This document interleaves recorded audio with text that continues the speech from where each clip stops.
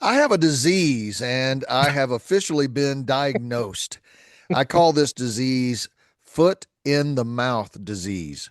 It seems Hmm. like the only time I open my mouth is to switch feet. I just constantly stick my foot in my mouth. And this is a problem I've had really my whole life. I come from a long line of foot and mouth disease people who are highly skilled at flapping their lips without premeditation and saying things they wish they hadn't said or should wish they hadn't said. And so this has been my lifelong struggle. Today we're going to talk about that. Welcome to the Honest Path podcast. He's John, I'm Jim. John, we're in this discussion about relationship genius and the laws that govern really powerful relationships. Today we're on the third law. What do you think about your mouth? You do you as a lad, a bona fide Hmm. DNA lad, do you share this foot in the mouth disease? I do. I wish it skipped a generation. Um, it's here's the thing. Most success, a little spoiler for this conversation, most success you'll find here is in speaking less. The less you talk, the less foot you will get in your mouth. That is absolutely And true.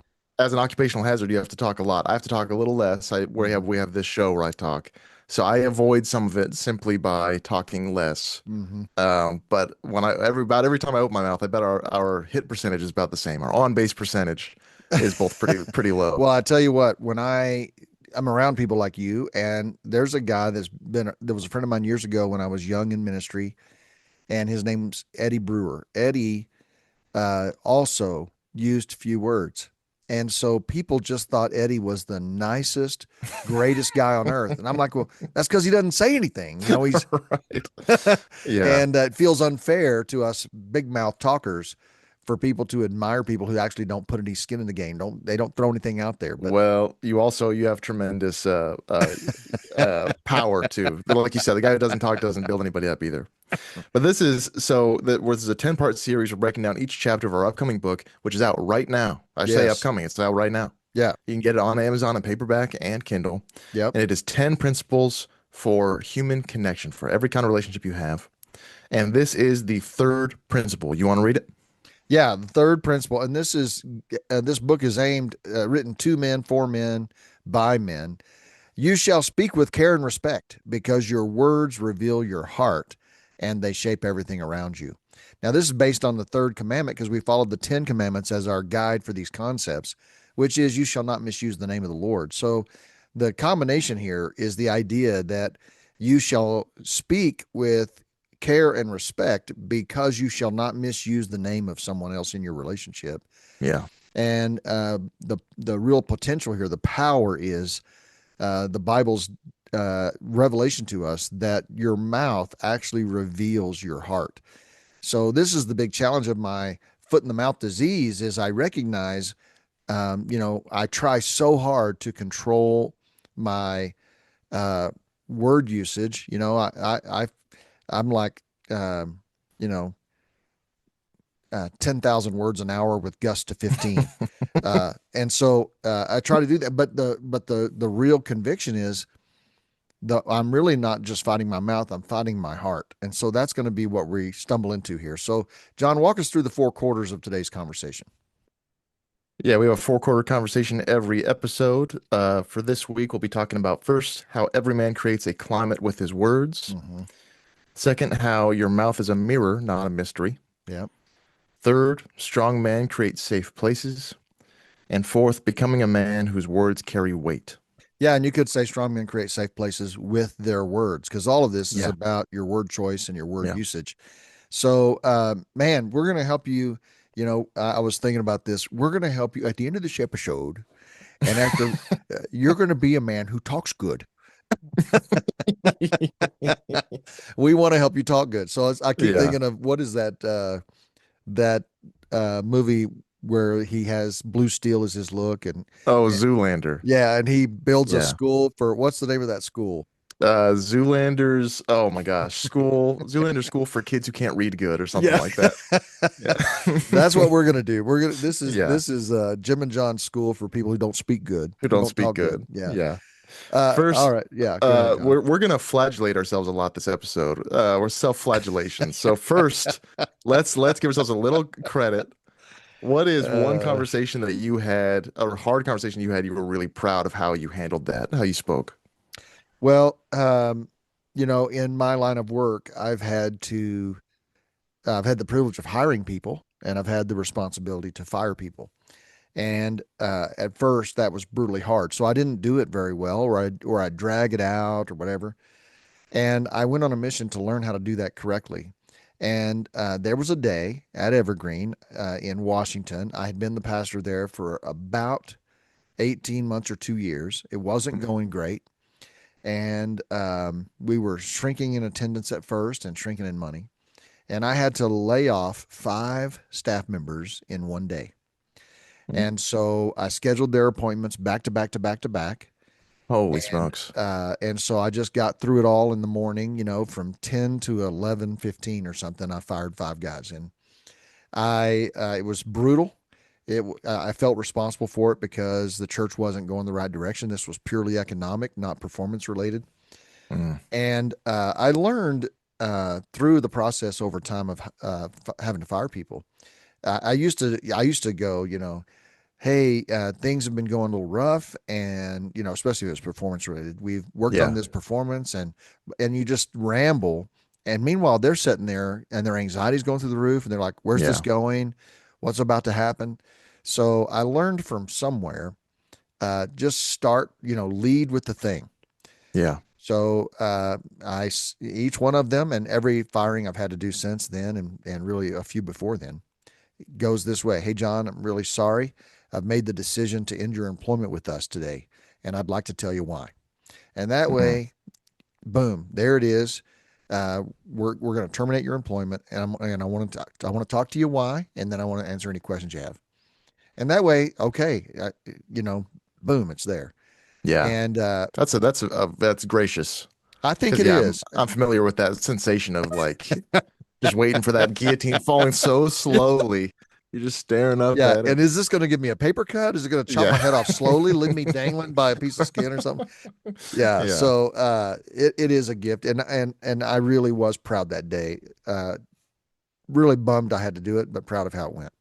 And by the time the fifth guy comes in, he already knows. And maybe the fourth or third, people come out, they talk, oh, I got a meeting with Jim in Yeah, 10 minutes, yeah, probably so.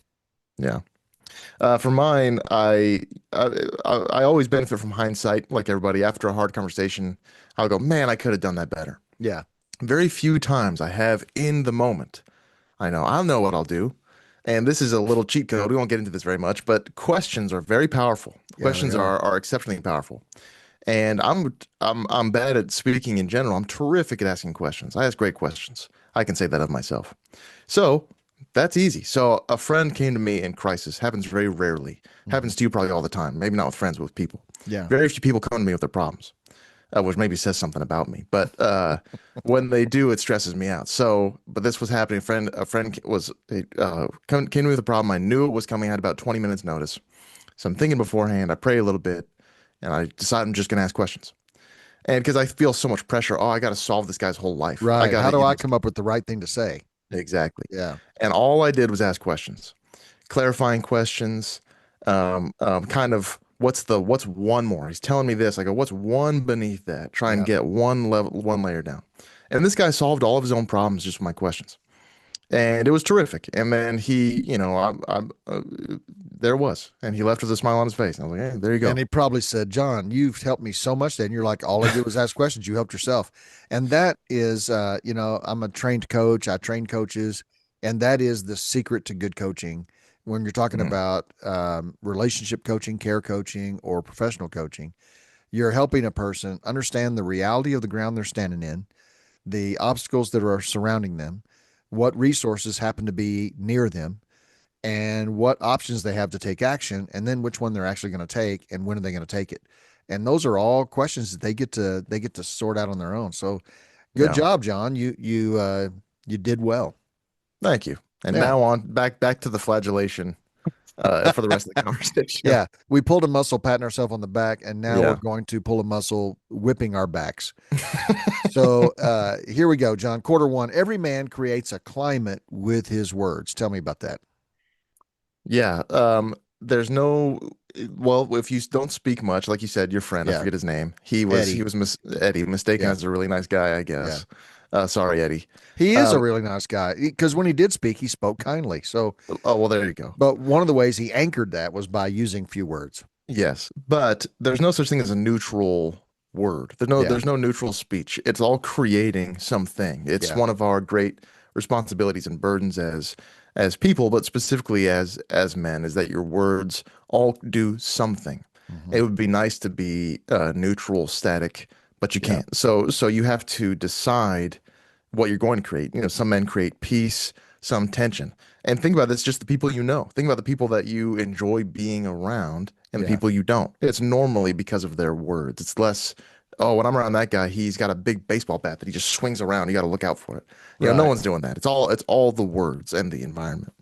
I love that. And, I have had in my ministry life couples in, trying to work on their marriage and with me.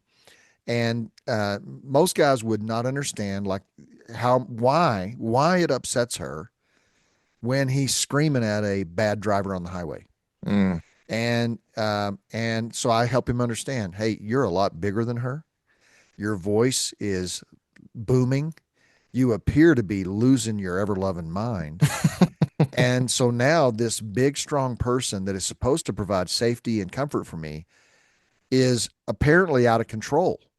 So Mm. now I'm on my own. Not only am I on my own, but I've got a powerful grizzly bear next to me who might turn and start attacking me as they're attacking somebody else. So just the anxiety it creates when you lose your cool and Yeah. when you use a big booming voice, you create a climate. You create a climate when you're a taker and you come into a room and all you do is complain about how you're mistreated and the world doesn't treat you right and nothing goes your way. You're creating a climate.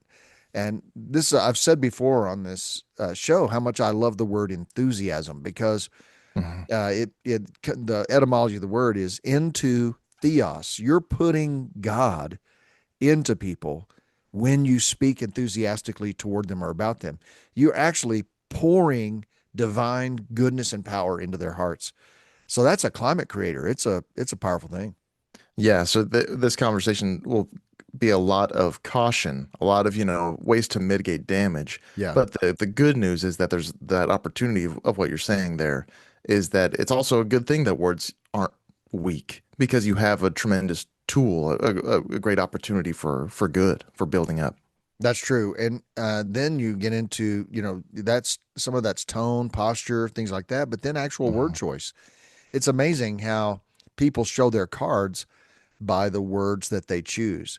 So, January 6th, if you call that a political demonstration, then Mm. I can tell your political view leans one way. And if you call Right. it an insurrection, I know your view goes the other way. And Yeah. so we show our hand with the words that we choose. And sometimes, if you're like me and you don't choose your words carefully, not only are they gaining revelation about what's going on in your heart, but you are too. When you realize the word choice I gave there just spontaneously, I used to have a buddy in college. I would say, "Hey, do you know Adam? Man, I wouldn't know that guy if I ran over him with my car." That was his answer every time. And I'm like, "Why are you always running over these people with your car?" And it was comedic relief for him, and I don't think there was anything going Yeah. on. But even your word choice really makes a difference. For example, um, you make me feel sad. Mm. There's an accusation. Yeah. I'm really battling sadness today. That's a confession. Hmm. And so your word choice changes the climate. I'm Yeah. either about to accuse you for making me sad, or I'm blaming somebody else for what I'm experiencing versus stating what I'm experiencing and then unpacking why do I feel this way? That's a Yeah. personal responsibility way to communicate. The other is an accusatory, blaming way to communicate. Well, So those and are both climate creating. yeah, and there's this, I feel like a lot of guys, and this is especially, this is a big one for me.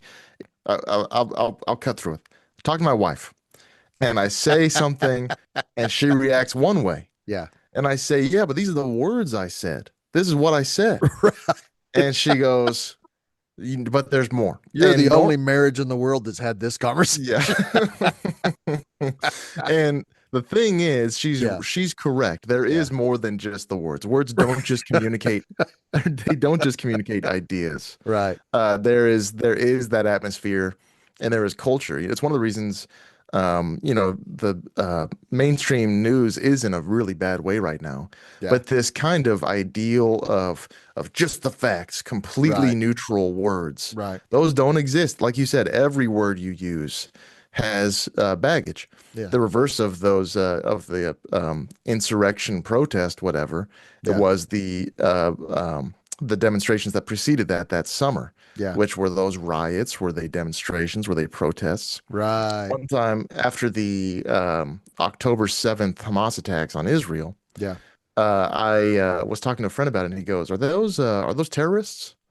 And I said, "Well, the UN says they are." That's as close. Like, I was just like, I don't want to get into this, but the UN hasn't Right. had at the time. I think it's probably still do Sure. designated as a terror group. So there are ways to communicate just ideas, but they're very, very, there is no such thing as these sterile words. They all create atmosphere and culture.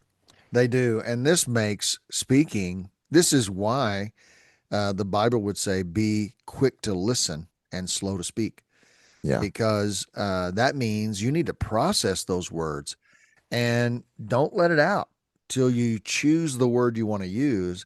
Because once it's out, it has a life of its own. It is creating construction or destruction.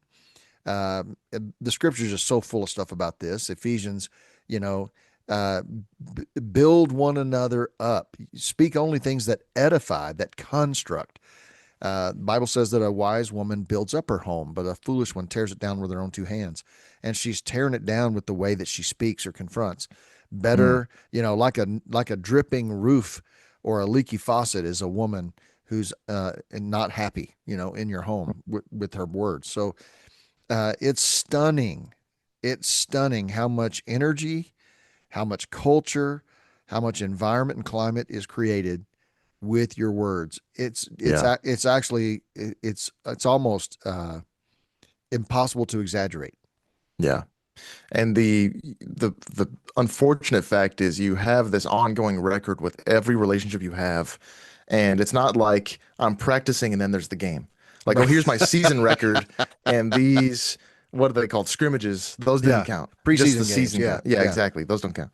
No, in every relationship you have, there's this running reputation that you have every time you open your mouth. So, and in the deeper those relationships go, the more people, the more time you spend around them. So your spouse or really deep friends, you can't take words back. So Right. it's easier with coworkers. I can have a near perfect record with someone I see, coworkers you see a lot, I guess, but with a friend I don't see very often. I Yeah. can have a almost perfect record. Yeah. But this culture climate creating power is a tremendous responsibility for those relationships you see all the time because every word counts. So I'm not trying to lay this, albatross on you, but this is it's good to know the score, I guess, or to know the bill. Well, and one of the things that mistake we make, and I think we can all identify with this. So tell me if you can, John, is you want to just vent. So typically to your wife, it's not about her, it's about something else, and you're just venting. And you Mm, are using careless words and you're showing a lot of emotion. And in my case, when Sue says, "Whoa, whoa, whoa, dude, you got to calm down," or "You're being cruel," and I'm like, "I'm not being careful with my words right now. I need a place where I mm, don't need to be careful with my words. I'm doing a word vomit and I'm asking you to just be a part of this with me." And it took me a long time to realize that is a huge mistake. You mm. don't have any exception to the rule that your mouth creates climate. And Yeah. so hey, let's suspend the rules of climate creation while I, set a fire and bits of black smoke in the room. Yeah. No, you're still changing the climate. So it's a sad thing, and it can make you feel, man, I really am totally alone in the world. I have to own what's going on in me Mm, and process it without inflicting it on somebody else. So that is an aha. If you haven't had that aha as a husband or a good friend, you need to, because even when you're venting, you need to vent with proper language and with accuracy so that Yeah. you're not going to regret even your venting to someone who's supposedly safe, and they owe you this space to do that to them, and Well, that you don't. this might be divisive, but you could say there are different relational contexts. So with a buddy, with a male friend, Yeah. you could probably vent harder. Hmm. And because they're not so dependent on you for the safety and the That's emotional true. temperature, you could have those relationships. There's a reason why we can't just mind meld with our wives Yeah. and are available to each other's complete thoughts all the time. Right. It's not, I would not say it's dishonest or a lack of intimacy with your wife to say, I'm going to talk to Jerry about this. Yeah. I can vent to Jerry Yeah. and then be more choosing with my words with my wife because it's more important. That's a great point, because even as I finished saying that and you started talking, I realized I don't mind it when a friend vents to me, because it actually, like a therapist, you just dump it to a therapist, and the Yeah. therapist, I say just puke, and I'm going to pick up the chunks, and we're Ugh. going to see what those are. And Jeez. that comes from one of the greatest movies of all time, The Great Santini. Okay. It's a great movie. Anyway, it's helpful to word vomit. Pick up, then the listener says, I know you're just venting, but so far your word choice reveals that you feel unfairly like you don't deserve this. Mm, And your words reveal that there is a culprit. There is a single culprit out there, and it's that person. Or your words reveal. So there, it is helpful in a safe space with not a spouse to do that. So I'm just retracting and yeah. correcting what I was saying, because I think that's absolutely right, John. Well, there were times, talk about this very, very bluntly with your spouse. There was times I was complaining about work a lot, Mm-hmm. and Lindsay had to ask me if I could put a moratorium on that. She said, could we, because it was really affecting her. It was affecting that the climate of our Creating house. anxiety. Yep. Yep. Yeah. And at first that really bothered me because I have boundary issues. And I had to learn to be okay that I can't that exactly what you said. I can't just say Yep. whatever I want in a Yep. neutral way Yep. to my wife. It matters. It affects the house. Yeah, it's like that scene in the movie where the couple is with a counselor, and he said, "We're in the trust tree." And then he starts confessing all these dirty thoughts he has about other women, and she's freaking out. And he said, "I thought we were in the trust tree." So you definitely have a responsibility there. Let's get some Yeah. action steps and move on, John. So get us going. All right, action item idea. These all action item ideas are to seedbed your imagination. Hmm. Ideas where you could apply this to your life. And if you can come up with any better for yourself that are more applicable to your life, please do those. But we'd encourage you to apply this somehow. Yeah, First idea would be to, at the end of each day, ask yourself, what atmosphere did I create today? I love this. I do too. Second, notice how you feel after spending time with different people in your day. Learn from both life givers and life drainers, and make some observations. And last idea would be to decide what you want people to consistently experience when they're around you. Yeah. Again, So, just yeah, acknowledging that responsibility and opportunity you have. I think it's great. it is a great opportunity, because then you can decide, well, here's how I want them to feel when they leave my presence. Well, then that guides how I think or how I Yeah. speak. All right. Yeah. Quarter number two, your mouth is a mirror, not a mystery. Most men spend their energy trying to control their words. And Jesus says, I can do you one better. Why don't you examine your heart? Because what comes out of your mouth is a direct flow from your heart. Out of the abundance of the heart, the mouth speaks. So the Yeah. goal isn't just better filtering, it's actually transformation of your heart. Yeah. You teed this up great with your disgusting vomit analogy metaphor. Yeah. Because that is exactly right. So that person's words were revealing something that he didn't even know. Yep. So this is the great power of other people to see your blind spots. We talk a lot Yep. about blind spots. The only way to see your blind spots is through other people. You Yep. can't just curl in on yourself and look Yep. deep into your soul and figure it all out. You need Yep. the other perspective. So here, those words were revealing something about his heart, Yep. about his inner condition. And all our words do that all the time. And we're often blind to them, but they're not just coming from nowhere. They're not coming from a void. Yeah. And the problem is, the temptation is that we all work on what psychologists call reputation management. So we want to look patient. We want to look Mhm. loving. We want to appear humble. We want to come across as mature. So we work on appearances. And the reality is that Jesus works the exact opposite direction. We're working outward to try to become something. And Jesus says, no, no, no, it's an inside job. So he goes the opposite direction. Yeah. Uh, that is a an integrated self. We've talked a lot about that recently Mm-hmm. too, but Christ had no two sides.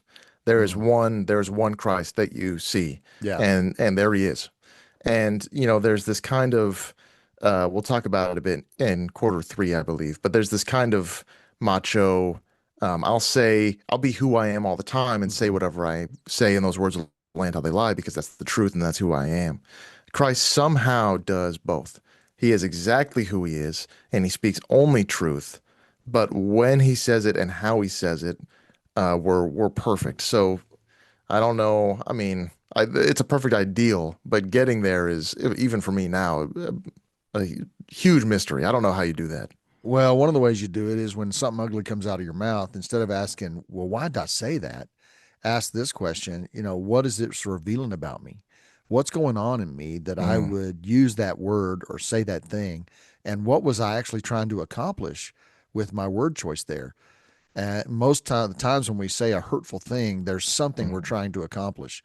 And so, this again, I think the beauty of out of the abundance of the heart, the mouth speaks.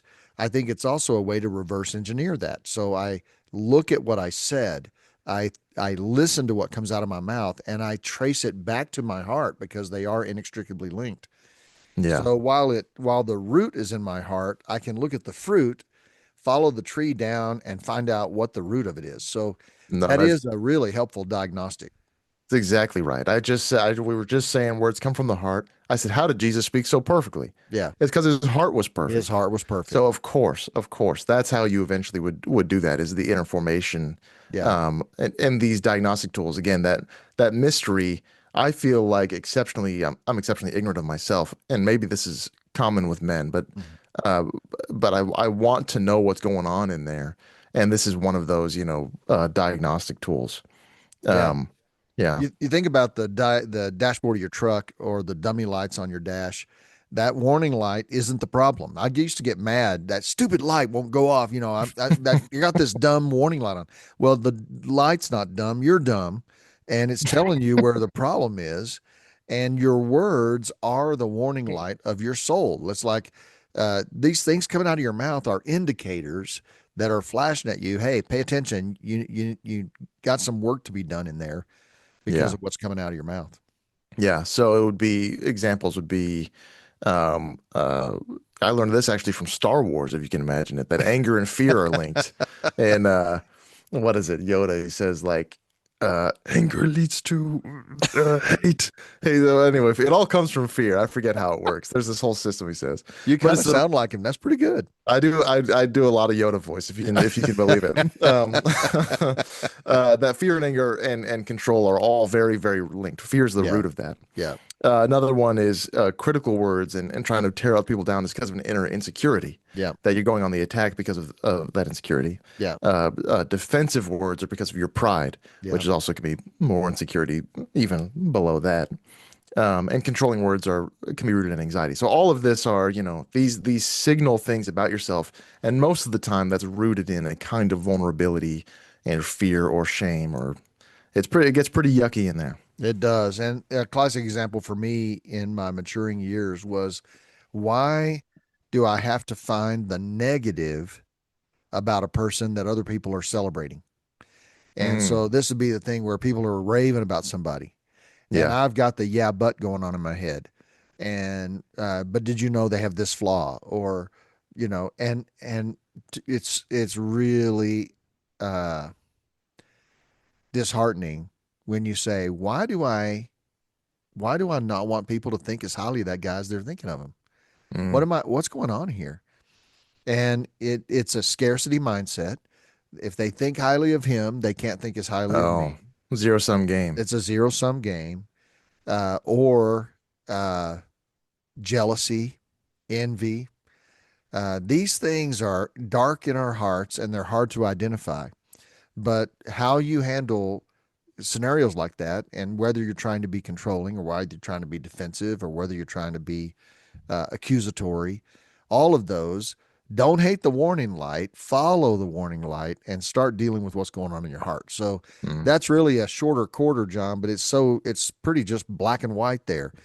Your words are showing you something about what's going on inside of you. Follow the trail, see where it's going, yeah. and that's how you can not just control your mouth.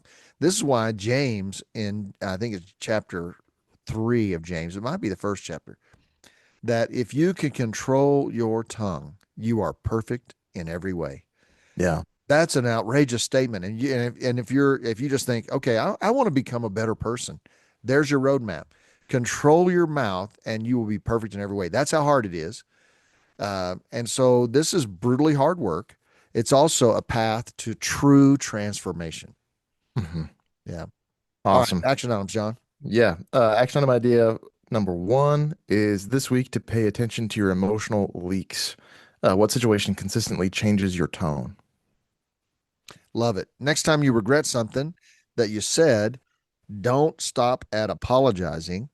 After you've apologized for what you said, ask yourself, what was I trying to accomplish right there?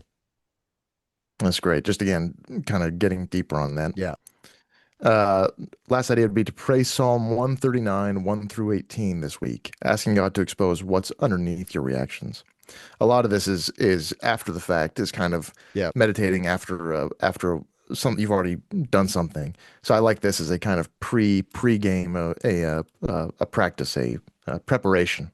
Yeah, I love that. And mentioning the post game makes me think of another action item is at the end of your day, you can review how your words went today Hmm. and think about throughout your day, start in the morning, go through your whole day. What did my words communicate today? What did they reveal about me? What did they do to the environment? What climate did I create? And just autopsy the day. You'll learn a ton by doing that. And that's Psalm 139, 118. Man, that's powerful scripture. So just take a moment and go read that. It'll really encourage you to invite God's help because He knows how hard this is. And He alone knows the intricacies of our heart. He can really help us. Yeah, that's awesome. All All right, right, it's on halftime. to halftime. We are back to recommending books because we're serious people who do serious things, and book reading is the most serious thing you could ever do. It's good for you. It What do is. you got today?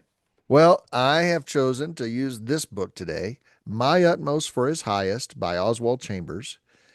This is a classic daily devotion book. In fact, he lived 1874 to 1917, Oswald Chambers did. So this is, I love, and the original versions, you can find it in his language of the day, but these are modern, updated edition in Mm, today's language. So I have probably, over my Christian life, I have probably had 30 of these.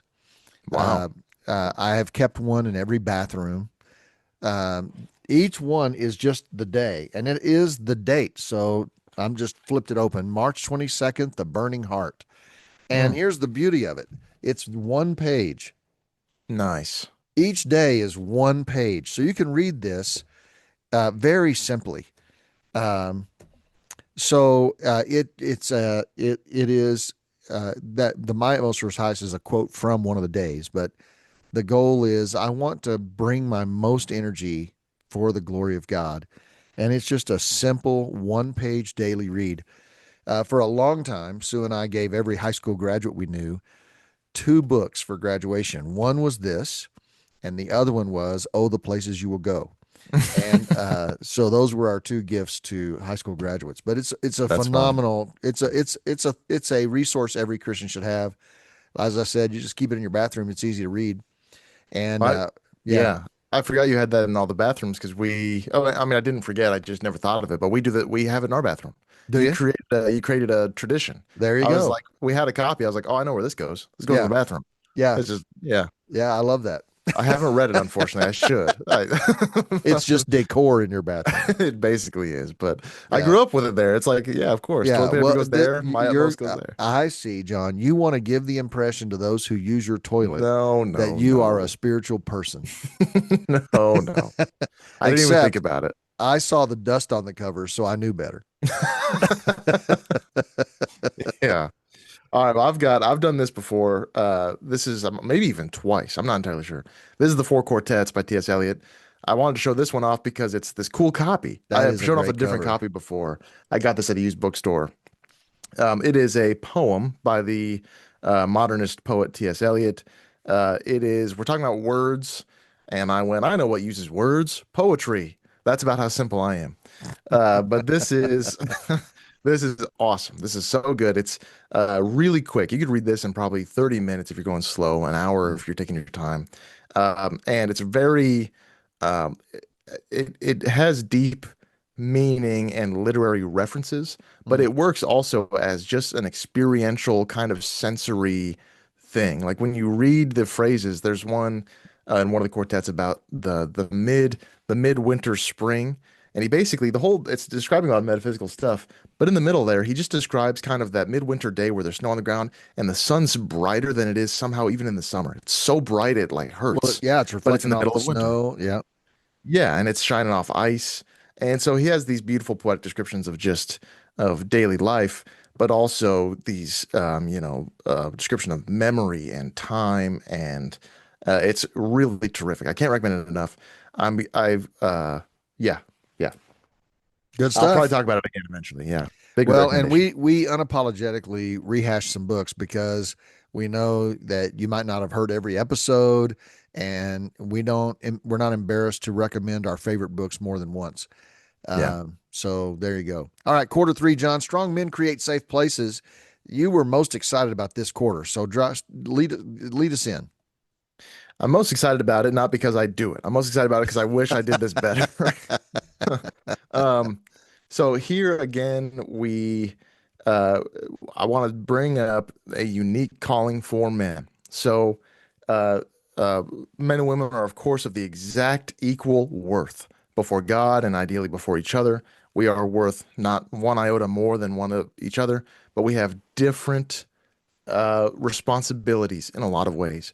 This is women are also responsible for creating safety, especially for, the people that God's given to them. Sure. But men are uniquely responsible for creating safe environments in the history of humankind.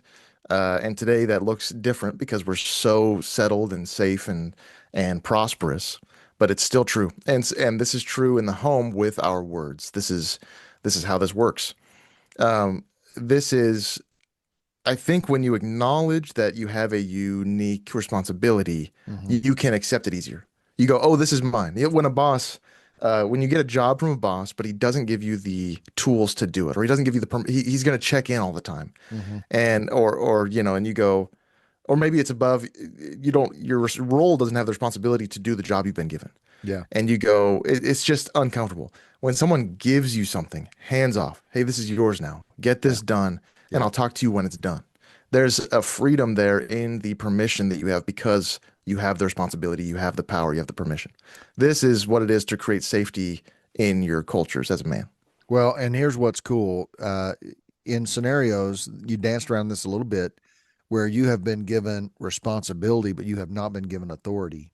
Mm, Now that's a miserable place to be because you have been given responsibility to accomplish something, but you've not been given the authority to get the thing done, to make decisions or to get it going. So it's really important in a work environment when you have an employee or a team member, if you're going to give them responsibility, you have to also give them authority. You have to back mm, off and give that authority away.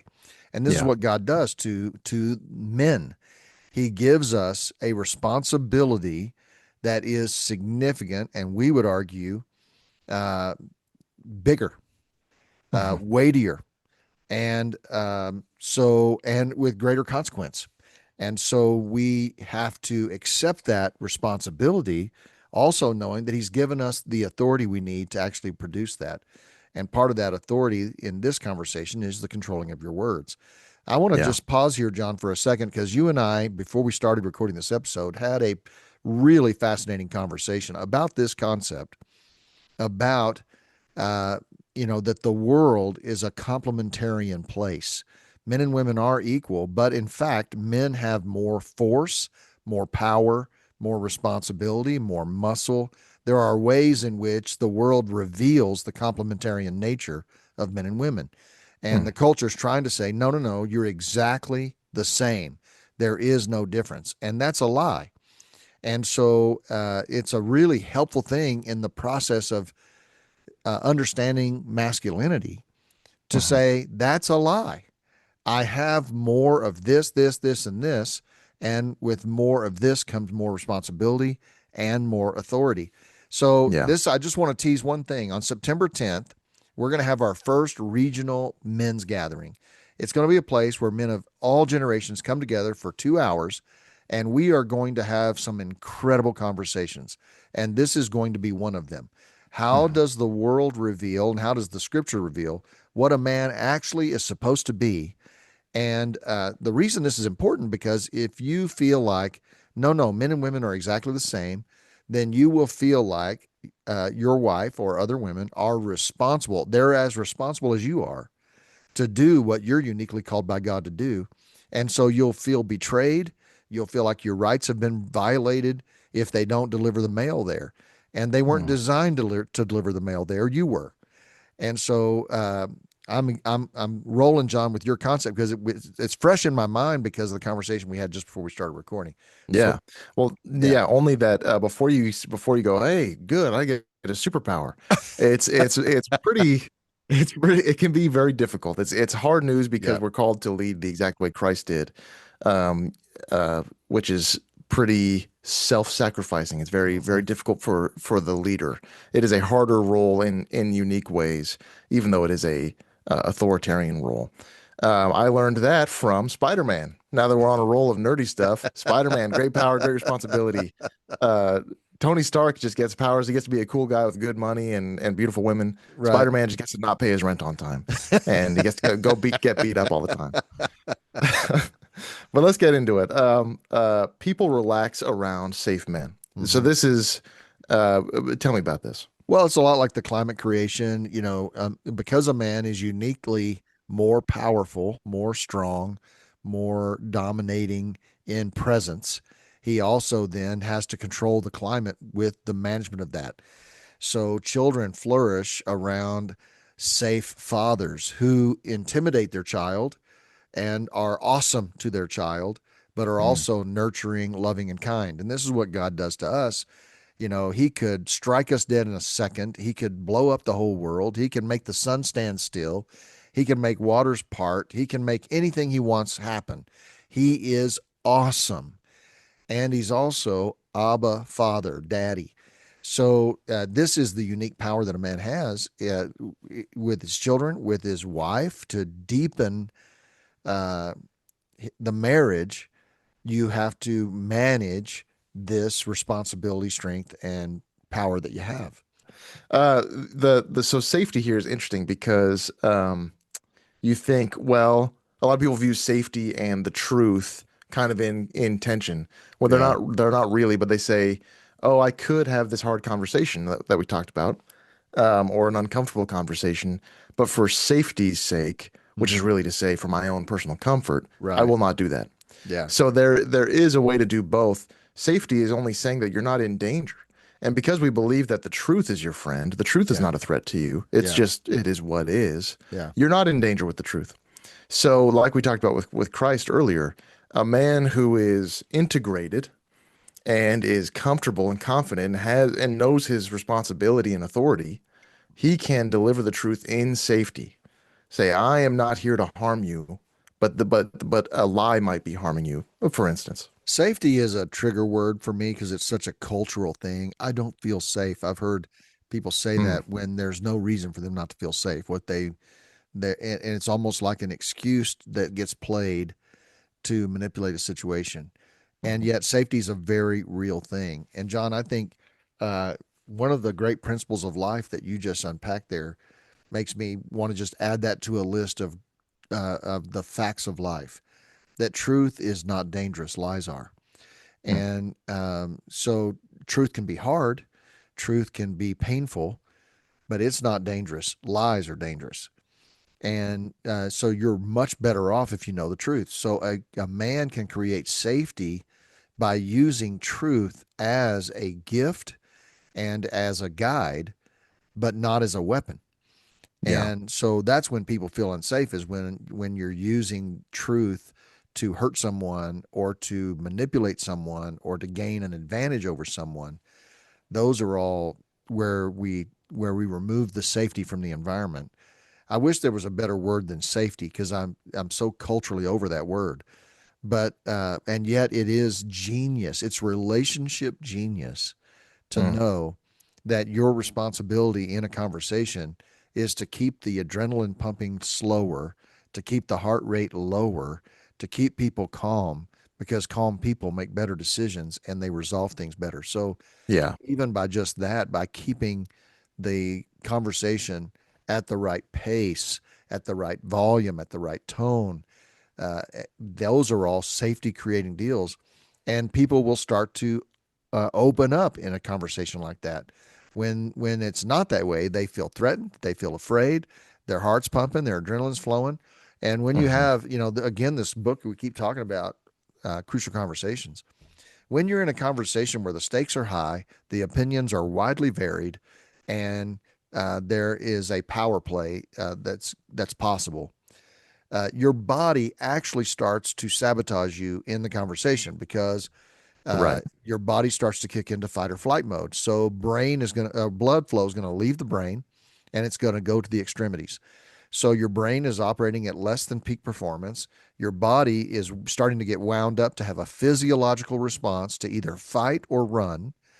And so it makes having a difficult conversation really, really hard. So one of the Hmm. reasons that safe men are so powerful in relationships is they reduce all those physiological saboteurs to the relationship or to the conversation. Yeah.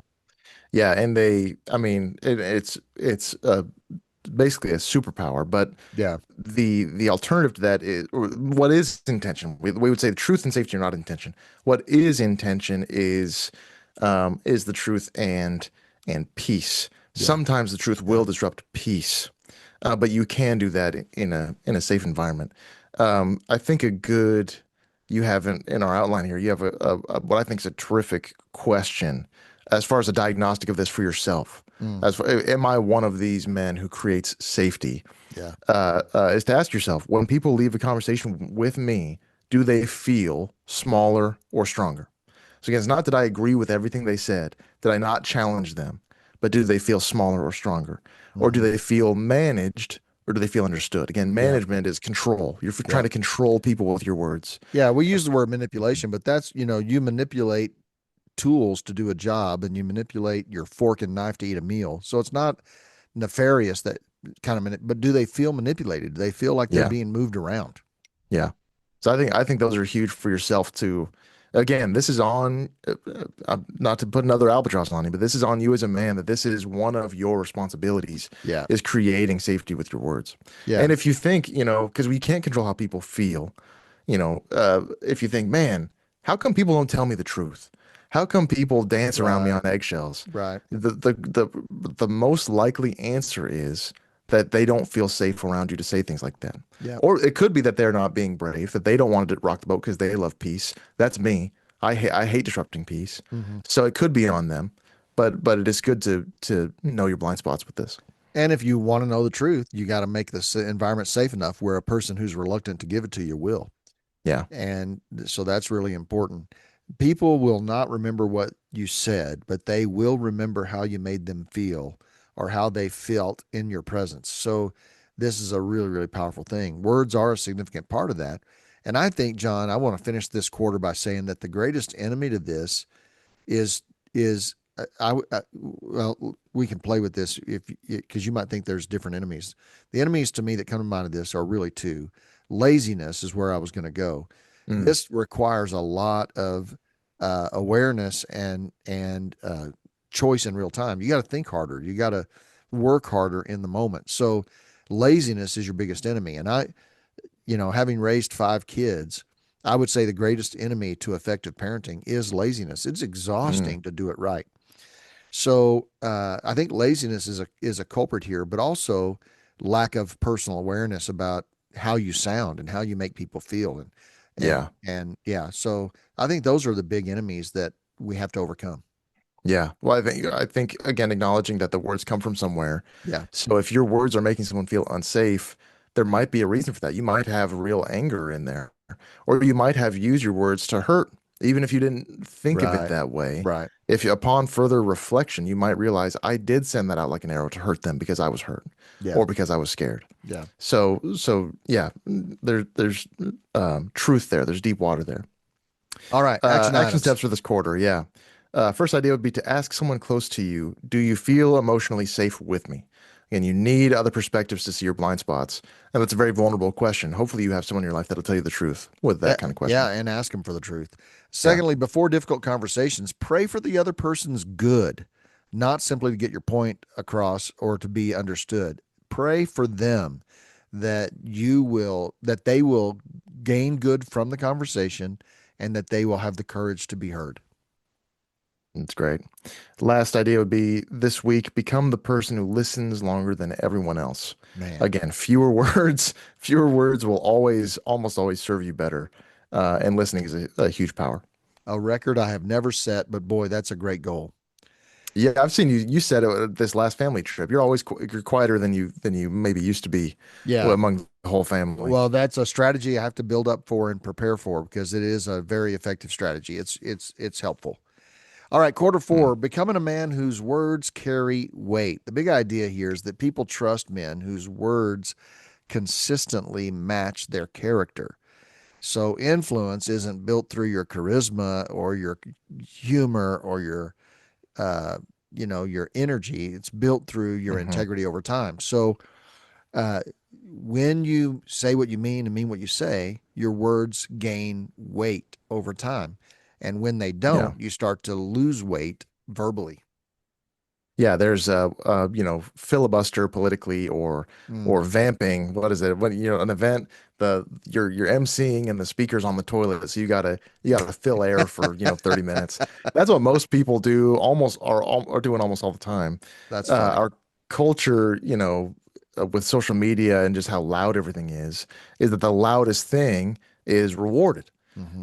The one of the reasons we have kind of polarizing extremes is because online, if you want to be seen, it has to be loud and bold, And you know, the provocative. and provocative. The centrists aren't getting, Yeah. tens of thousands of retweets, because that's how most people feel. You're only getting it if you're loud and obnoxious. Um, Scripture, contrarily, is all about character, a trustworthy character and quiet obedience and the long game. So, one of those is going to make a lot more noise than the other, and we're in a noise economy. Yeah. I think I saw an article the other day, why boring leaders are the best kind. Why Yeah, you no really doubt. want your leader to be boring. And this is Yeah, really what we're talking about. The men who've changed my life the most were not the most gifted guys. They weren't the best communicators. They were the men who rarely wasted words. And when they spoke, I leaned in because I wanted to hear more of what they had to say because they didn't just throw things around. They weren't emotional reactors. They were thoughtful communicators. yeah, yeah. And then, so if we keep going back to Jesus, we don't know, the Gospels aren't like a transcript of every word he ever said. Yeah. In fact, in the Gospel of John, he says that if I wrote down everything he did, it'd fill up every book in the entire world. Yeah. So we don't know exactly the volume of the words he said, but when we have records of what he did say, it's very choice, very Mhm. specific, it seems very careful. Again, because he was Jesus, he might not have had to be careful, but clearly he was purposeful. He said things always on purpose. You could say maybe there was emotional outbursts. You brood of vipers, Mhm. Mhm. or that in that one.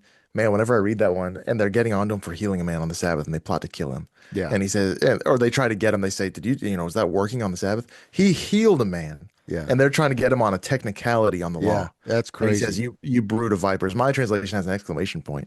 So that seems like maybe an outburst, but even that is from a weighted, if you're again, if we're going on economy, I like that language. Mhm. Jesus's word economy was very purposeful, very heavy. And what a aspiration. And accurately revealed who he was. So this is interesting when you think about people. I think about your grandfather, Sue's dad, and you'll say things. We'll say things. Well, Grandpa used to say, Yeah, and I love whenever that. so when you remember what somebody used to say, you're remembering who they were. Hmm. And so, John would tell these dumb jokes. Um, is that Naugahyde? You know how many Nagas they had to kill to make that? He Hmm. had these dumb jokes that you hear a lot, but Is that jacket felt? and then It is now. yeah. He'd touch it. Yeah. How dare you break wind before my wife? I'm sorry, I didn't know it was her turn. Uh, And that's an Austin Powers quote. it is, but when you think about that, when you remember things people said to you, you're also remembering them, who they are, the Yeah. substance of their character. So that's why uh, this is so important because that's what you're doing. This is when you become a man whose words carry weight. You are becoming a man who speaks in congruence with his identity, his character, uh, and so you're revealing who you are, and your Yeah. words gain weight. Why do people want to hear what you think? Because you have a uh, what's the word you use, John, about Jesus and his words? His A congruence or the economy of his the words, economy. Oh because yeah, the yeah. economy of your words is it inspires someone to lean in. That's how you become a person whose words have weight. Yeah, there's I was thinking about this with parables. They're kind of like I imagine them just again, just because I'm a nerd, but as zip files. You know, a zip file? Uh-huh. You download it and it's small, and then you unpack it into there. So it's like a zip file for meaning. There are certain things that a whole bunch of meaning is packed in one thing. So if I say the parable of the Good Samaritan, I just Hmm. said the parable of the Good Samaritan. I said 6 words, but you know that story. So in your brain, it's a whole parable, chock full of meaning and Yeah. purpose. Yeah. This happened, yeah, I won't get into it, but with people, this can be the same thing. I think of my grandfather, my grandfather, 3 words, but the image of his life and all of his words, just a bomb in my Yeah. head, Yeah. a good bomb. Yeah. So this is the power of a life well lived and of words well spoken is Hmm. you can embody meaning greater than the sum of your parts, in the people whose lives you interact with. Yeah. So the invitation from God is not just to speak better, not just to talk good, but Mhm. Yeah. to become a transforming person, to become more and more whole, to become a better man. And when your heart changes, your speech follows. And when your speech changes, relationships follow. And when your relationships change, whole communities change. This is the way we change the world, one person, one relationship at a time. Yeah. All right, let's do our final action items for quarter 4. All right. First would be to choose one relationship in which your words have caused damage and begin rebuilding trust through consistent speech over the next month. Unfortunately, there's no shortcut to that. That is just Right. consistent speech over time. Yeah. Second, memorize Ephesians 4:29 and pray it before work, home, or difficult conversations. And last would be to end every day asking, did my words today leave people with more hope, more dignity, and more courage than before they talked with me? I love that. That's a huge aspiration. That'd be amazing for that to be true. Yeah, that's great. So, wrapping up the third commandment of relationships, you shall speak with care and respect because your words reveal your heart and shape everything around you. So, man, I hope this has been helpful to you. I know I need to listen to this episode over and over again. It's still a growth area in my life. But man, the potential, the power, the opportunity in front of us to let our words trace back to our hearts and diagnose what's going on in us, but also to be life givers with our words, culture creators, climate changers. That's an Yeah. incredible invitation, and we pray that this fires you up and helps you uh, intentionally use the things that come out of your mouth. Yeah, for sure. Uh, it is already August 20th. In just a few weeks, we will be having our men's gathering. It is at Summit Church in what's the neighborhood that's in? Centennial, Centennial, Colorado. Colorado. Yep. We'll have more information on our website, thehonestpath.org. Yep. But it's going to be great. We're going to have speakers, roundtable discussions. It's going to be, all things man. It's gonna be a great night. We'll have man snacks and we'll have man conversations, and you'll walk out of there encouraged. I can promise you that. It's going to be a great time. Also, for those of you who are parents or grandparents of young men, we have a parents cohort kicking off on September 13th. And that's going to be a chance to get on a Zoom call once a month with other parents and grandparents, with myself. We're going to learn together, grow together, have community together, and we're going to go through a 6 month process of that together. You can find out more about that at thehonestpath.org as well. Awesome. Thank you guys so much for listening. Again, if you want to check out more of this conversation, you can dive deeper with our book, The Relationship Genius, on Amazon right now. It'll be linked in the description of the episode. So thank you guys so much. Thanks so much.